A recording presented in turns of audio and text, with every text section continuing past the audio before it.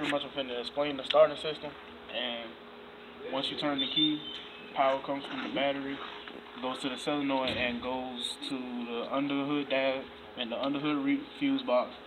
From the underhood fuse box to the under dash fuse box. From there to the ignition switch. The switch closes once you put the key in start. It goes from the ignition switch to the under dash relay. From there all the way to the starter, and that's it. Okay, so now I'm finna explain how a relay works on the starter system. Power comes from the battery to the power and ground side of the coil, and the coil acts as a magnet for the switch, which closes the switch and connects it to the other point and gives the relay power that gives power to the rest of the starter system. Okay, so now we're gonna pretty much do our open voltage test and make sure you have a charged battery. And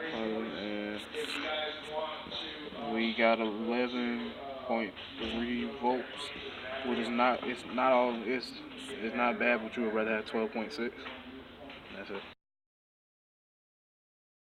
So now we can perform a voltage drop test on the starter, and as you can see, we got the positive lead of the voltmeter connected to the starter, and then we're gonna test the positive pole for the battery to see what reading getting. You usually want to reading at like 0.1 millivolts. Anything more than your starter starting to be bad.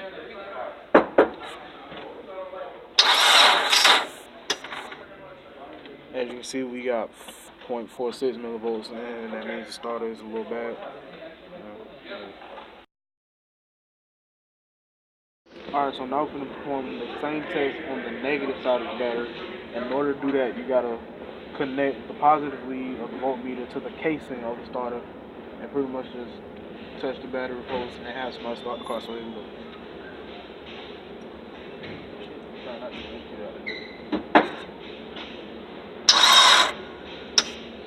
And like last time, we got the same reading of 0.5. It's still a little too high, so this starter still might be bad. Alright, so now we're going to do a starter draw test, and before you do this test, you want to make sure you took the ignition fuse out so the car doesn't fully turn over.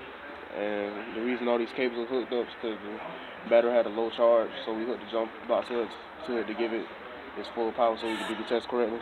And here we go. So you can see we got a reading about negative 136 amps, which that's how much amps the starter is drawing to crank up. So that's it.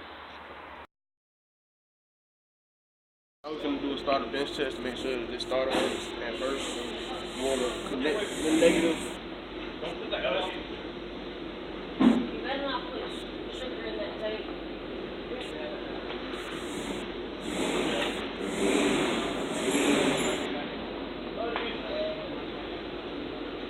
Then you want to connect this to the positive cable.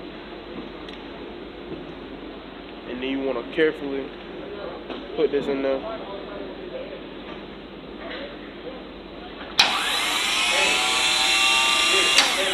And the starter works.